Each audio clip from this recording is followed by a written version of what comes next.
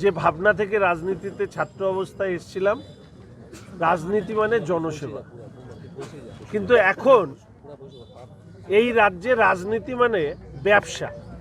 শাসক দলের নেতা মন্ত্রীদের এই যে রকেটের গতিতে সম্পত্তি বেড়েছে, তার কারণ এই কাজ থেকে ওরা টাকা খায়। টার্গেট শিলিগুড়িতে ব্যক্তি সংকর, রাজ্যে টার্গেট বিরোধী দলের বিধায়করা।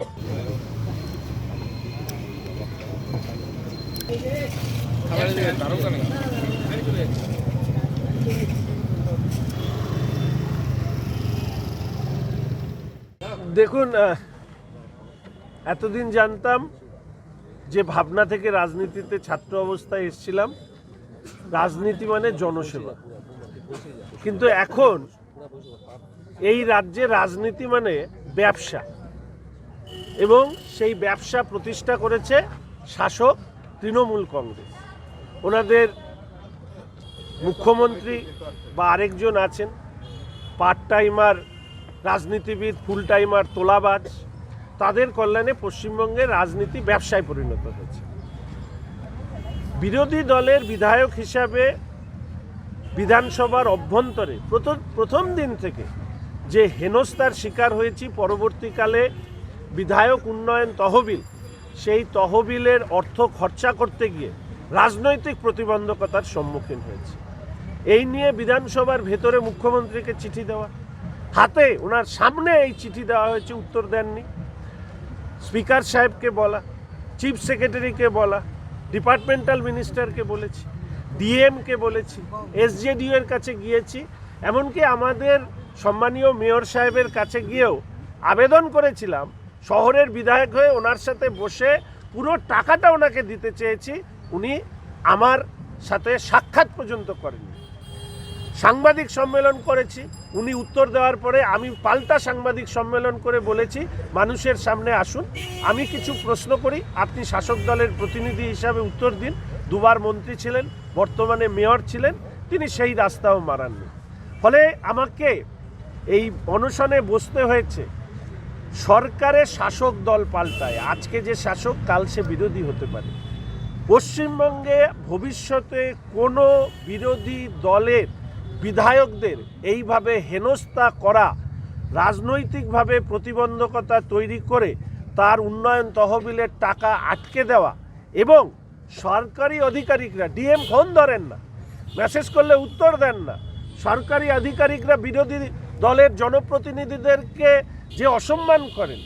আমাদের যে হ্যান্ডবুক রয়েছে সেখানে পরিষ্কারভাবে বলা আছে, আইএস আইপিএস অফিসার্স থেকে শুরু করে সরকারি আমলাদের বিরোধী দলের বিধায়কদেরকে কিভাবে সম্মান দেওয়া উচিত তার ধারে পাশে যান না। ফলে এই চাটুকার আইএস আইপিএস অফিসার্সদেরকেও এক্সপোজ করাটা দরকার। এই যে বিষয়, এই বিষয়কে সামনে রেখে আমি আপনাদেরকে বলবো, আমাদেরকে যে টাকা দেওয়া হয় তা দিয়ে এক গ্লাস জলও গরম করা যায় না, তাহলে আটকানো কেন হয়? আটকানো হয়, আমি শিলিগুড়িতে আপনাদের অভিজ্ঞতা আছে, যেখানেই আমি কাজ করতে গিয়েছি সেখানেই কর্পোরেশন, এনবিডিডি, এসজেডিএ, রাজ্যের সরকারের প্রকল্প বলে আমি যদি 5 লাখ টাকার কাজ দিই, ওখানে 30 লাখ টাকার কাজ নিয়ে আসে। আচ্ছা, 5 লাখ টাকার কাজ 30 লাখ টাকা কি করে হয়ে যায়? এই যে শাসক দলের নেতা মন্ত্রীদের এই যে রকেটের গতিতে সম্পত্তি বেড়েছে, তার কারণ এই কাজ থেকে ওরা টাকা খায়। আর কারণ আমরা ব্যর্থ, ওরা কাজ করছে, এইটা দেখানোর জন্য এবং টাকা খাওয়ার জন্য এই ধরনের পলিটিক্যাল অবস্ট্রাকশন। সাথে শুধু এইটুকু বলবো, এই যে আমাদের 47টি ওয়ার্ড বা আমার বিধানসভার 33টি ওয়ার্ড পরিষেবা দিতে ব্যর্থ হয়েছে, কাজ হচ্ছে না, কলোনির অবস্থা খুবই খারাপ, পানীয় জলের অবস্থা শোচনীয়, ড্রেন পরিষ্কার হয় না।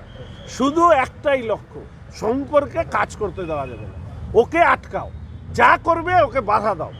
এই যে মানসিকতা, এই সংকীর্ণ মানসিকতা যাতে ভবিষ্যতে কোনো শাসক দল, সে যে দলেরই হোক না কেন, তার যাতে না থাকে, তা সুনিশ্চিত করার লক্ষ্যে আজকে এই অনশন কর্মসূচি।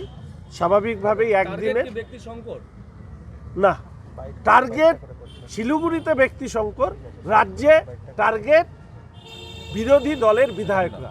আমি সবসময় এটা মনে করি, শাসক বিরোধী এটা তো পরিবর্তনশীল, সময় থেমে থাকে না। আজকে যারা বিরোধী কালকে তারা শাসক, আজকে যারা শাসক আগামীকাল তারা বিরোধী হবে। ফলে স্বাভাবিকভাবেই কোনো বিরোধী দলের বিধায়ক কোনো শাসকের সময় যাতে তাদের মর্যাদা হানি না হয়, তাদের সাংবিধানিক অধিকার সুরক্ষিত থাকে, এটা নিয়ে সারা পশ্চিমবঙ্গে চর্চা হোক।